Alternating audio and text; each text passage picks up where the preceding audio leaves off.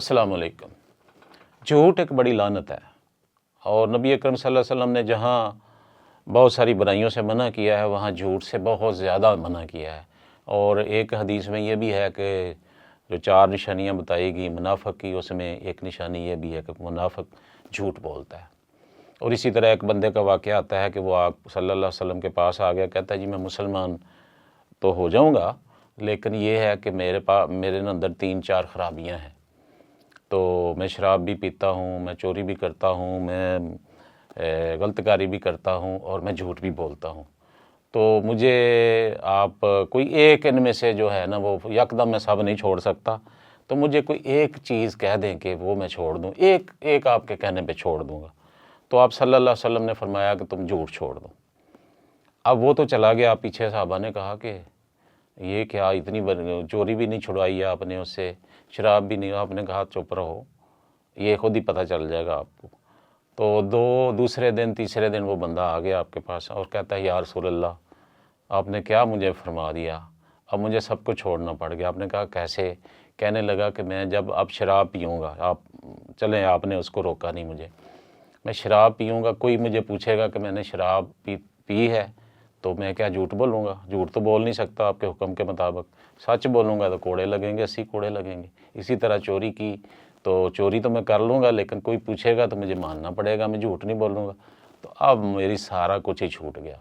تو جھوٹ اتنی بڑی لعنت ہے اور اتنی بڑی معاشرے میں خراب کرنے والی چیز ہے کہ اس سے پناہ مانگی گئی ہے۔ یوں سمجھے کہ یہ بھی حدیث ہے کہ جھوٹ جو ہے انسان کو جہنم کی طرف لے جاتا ہے۔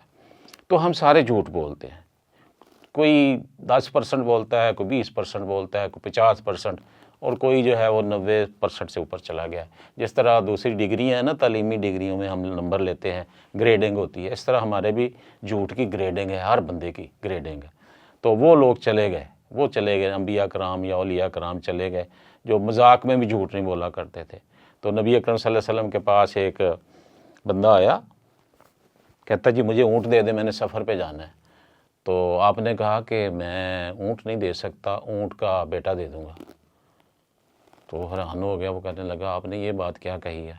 تو آپ نے کہا کہ جو اونٹ تمہیں دوں گا وہ اونٹ کا بیٹا ہی ہوگا۔ تو وہ مسکرا پڑا، ہنس پڑا کہ کہنے لگا آپ نے بڑا اچھے طریقے سے، یعنی مذاق بھی کیا ہے تو اس میں بھی جھوٹ کا کوئی عنصر نہیں۔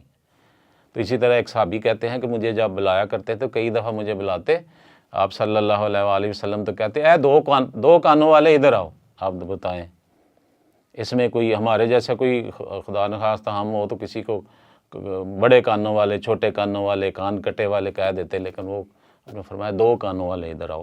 تو مذاق میں بھی جھوٹ نہیں ہونا چاہیے۔ اب ہمارے ہاں جو کلچر چل گیا پاکستان میں، یہ پورا جھوٹ کا کلچر ہے، اس میں 80-90% جھوٹ کا کلچر ہے۔ پرسوں ایک میں پوسٹ دیکھ رہا تھا، ٹک ٹاک اور یہ جو یوٹیوب ہے، یہ سارے ایک جیسے ہیں تقریباً، فیس بک پہ۔ تو ٹک ٹاک پہ ایک جناب آ گئی، انا للہ و انا الیہ راجعون، سابقہ وزیر اعظم میاں محمد نواز شریف صاحب انتقال فرما گئے۔ یکدم شاک ہوا کہ یار کہیں سے خبر سنی نہیں ہے، یکدم میں نے نکالی، ادھر یوٹیوب سے ادھر ادھر خبریں ساری، کہیں نام و نشان نہیں۔ پرسوں کی بات ہے، تازہ جناب لگی ہے۔ کل پھر دیکھیے ایک تو اس میں آیا انا للہ و انا الیہ راجعون، سابق وزیر اعظم عمران خان اڈیالہ جیل میں وفات پا گئے۔ لو جی، اب کیا کرے؟ اندازہ کریں آپ کہ کوئی حد ہوتی ہے۔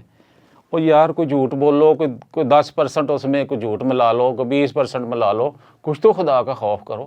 سارے کا سارا پلے سے بنا لیا اپنے سے، اور دھڑلے سے لگا رہے ہو، ساری دنیا کو سنا رہے ہو۔ اب اس طرح کا جھوٹ ایک بندہ جو ہے وہ دوسرے کے سامنے بولتا ہے، میں نے اپنے ایک دوست سے ایک جھوٹ بول دیا، اسی تک رہا۔ اور اگر میں نے لاکھوں، کروڑوں، اربوں لوگوں کے سامنے جھوٹ بولا، اربوں تک پہنچ گیا، تو اس کا اجر بھی تو ظاہر ہے پھر اسی حساب سے ہوگا نا۔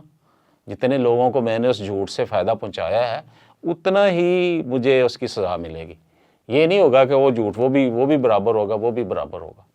تو کچھ معاملات میں حکم ہے کہ کہیں صلح کروا رہے ہو تو وہاں اگر تھوڑا بہت جھوٹ چلتا ہے تو اس سے اگر صلح ہو جائے تو کر لو۔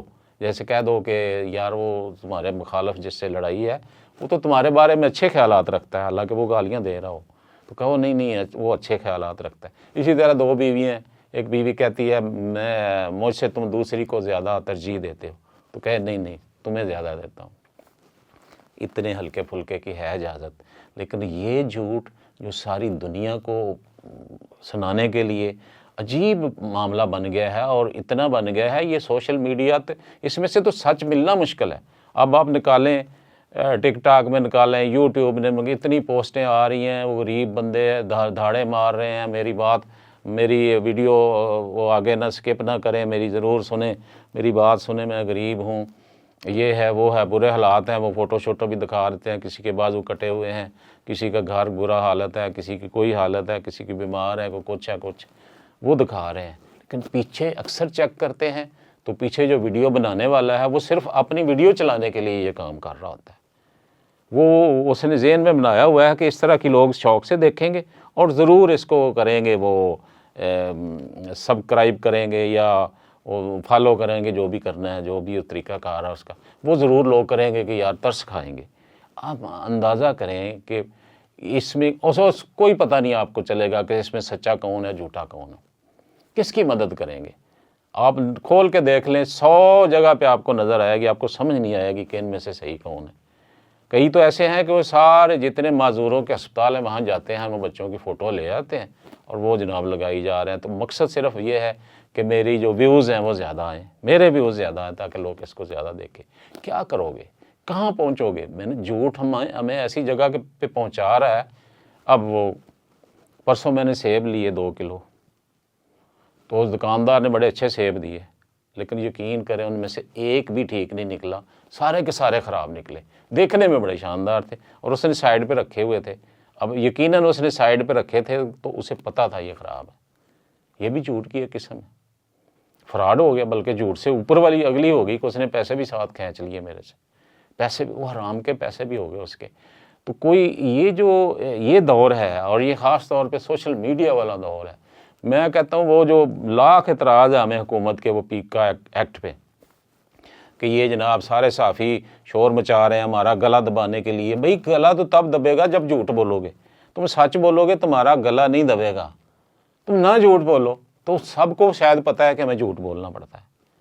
میرا خیال ہے یہ جو صحافی تنظیمیں کر رہی ہیں اور وہ وکلاء حضرات جو کر رہے ہیں، اس پہ احتجاج کر رہے ہیں، ان کو سب کو پتہ ہے کہ ہم نے جھوٹ بولنا ہے۔ ہم جھوٹ بولتے ہیں اور ہم نے بولنا ہے، اور ہمیں روکے نہ کوئی۔ یہ دھڑلے سے جھوٹ کی جو ہے نا وہ اس کی پشت پناہی کر رہے ہیں۔ بھئی اگر صحافی جو ہے نہ جھوٹ بولے، یہ پیکا ایکٹ یہی ہے نا کہ جھوٹ بولو گے تو تمہارے اوپر یہ فلاں دفعہ لگ جائے گی اور یہ سزا ہو سکتی ہے، تو نہ بولو جھوٹ۔ تمہیں کیا مجبوری ہے جھوٹ بولنے کی؟ کون سی قیامت آ گئی ہے؟ سچ بھی تو ہے دنیا میں، سچ تو بلکہ اصل چیز ہی سچ ہے۔ اس پہ جاؤ گے تو تمہیں اللہ تعالیٰ بھی خوش ہو جائے گا، عوام بھی خوش ہو جائے گی، تمہاری قدر بھی بڑھ جائے گی۔